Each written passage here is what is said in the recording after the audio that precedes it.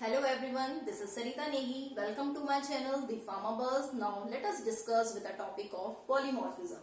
आज हम बात करेंगे पॉलीमॉर्फिज्म क्या होते हैं, ये कितने टाइप्स के होते हैं और इनका मेन रोल क्या है फार्मास्यूटिकल एप्लीकेशन में। मेनली जो हमारे मेटल होते हैं वो थ्री फॉर्म में एग्जिस्ट करते हैं।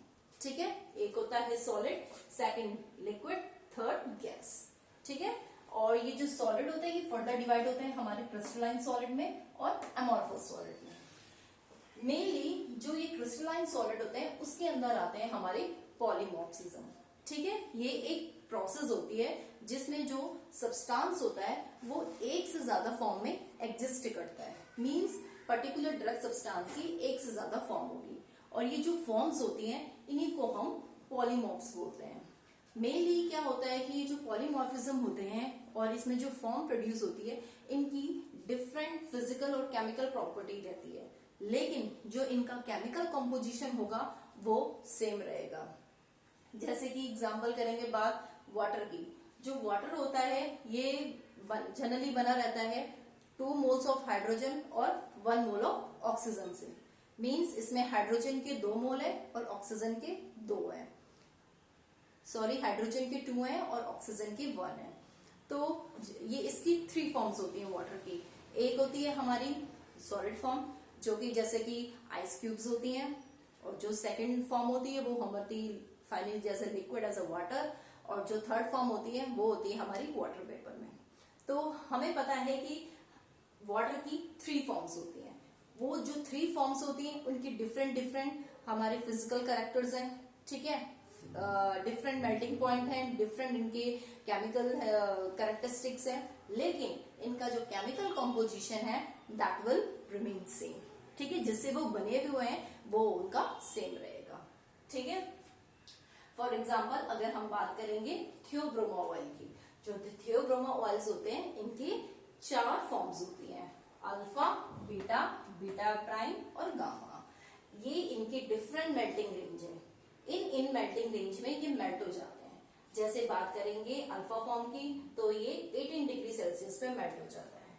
जो बीटा प्राइम है वो 28 डिग्री सेल्सियस पे मेल्ट हो जाता है, और जो हमारी बीटा है वो 34.5 में मेल्ट होता है, और जो अल्फा फॉर्म है वो 22 डिग्री सेल्सियस पे मेल्ट हो जाता है।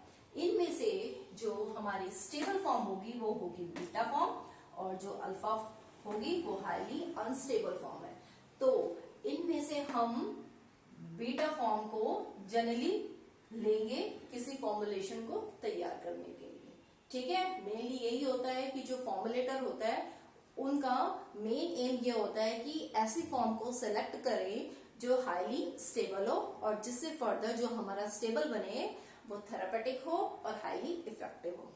ठीक है, मेनली 2 टाइप के हमारे पॉलीमॉर्फिज्म होते हैं। एक होता है इनएनिसोट्रॉपिक एंड सेकंड होता है मोनोट्रॉपिक। इनएनिसोट्रॉपिक मतलब जो ये फॉर्म्स होती है ये एक रिवर्सिबल होती है।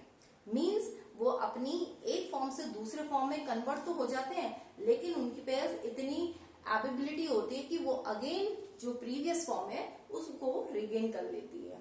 ठीक है, जैसे कि बात करते हैं हम सल्फर की जनरली 4 फॉर्म्स होती हैं, लेकिन अगर हम बात करेंगे मोनोक्लिनिक और रोम्बिक फॉर्म की तो एक पर्टिकुलर एक ऐसा ट्रांजिशन स्टेज आती है, उसमें अगर हमने टेम्परेचर इंक्रीज कर दिया सल्फर का तो इसकी जो मोनोक्लिनिक फॉर्म है वो रोम्बिक क्लिनिक फॉर्म में कन्वर्ट हो जाती है।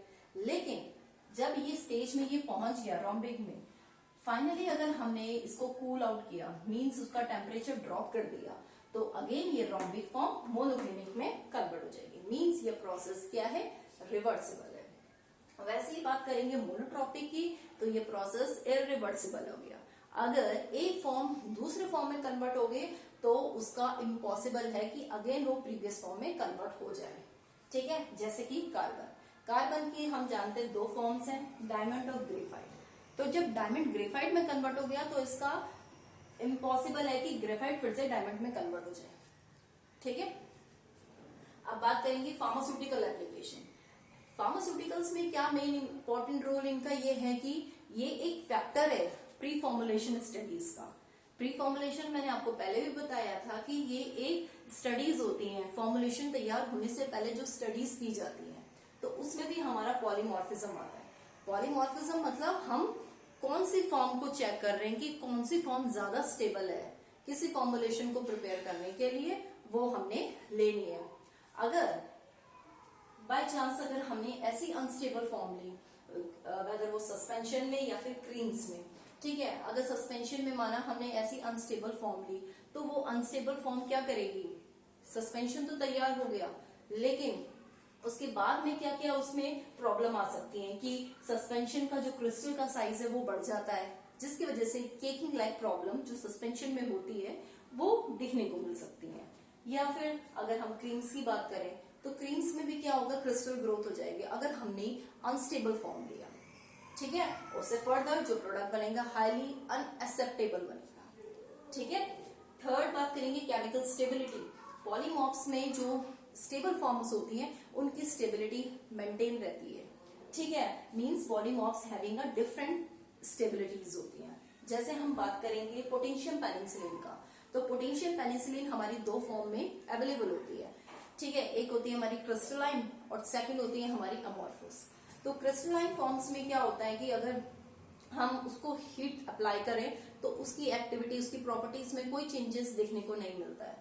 रैदर अगर हम अमॉर्फस को देखें तो उसमें अगर हमने हीट भी अप्लाई कर दिया तो उसकी वो फॉर्म डिकम्पोज हो जाएगी और वो अपनी एक्टिविटीज को लूज कर देगी। Means selection of an stable form is very important for the development of any formulation.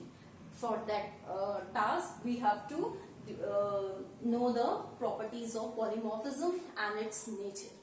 Okay, thank you everyone, have a nice day.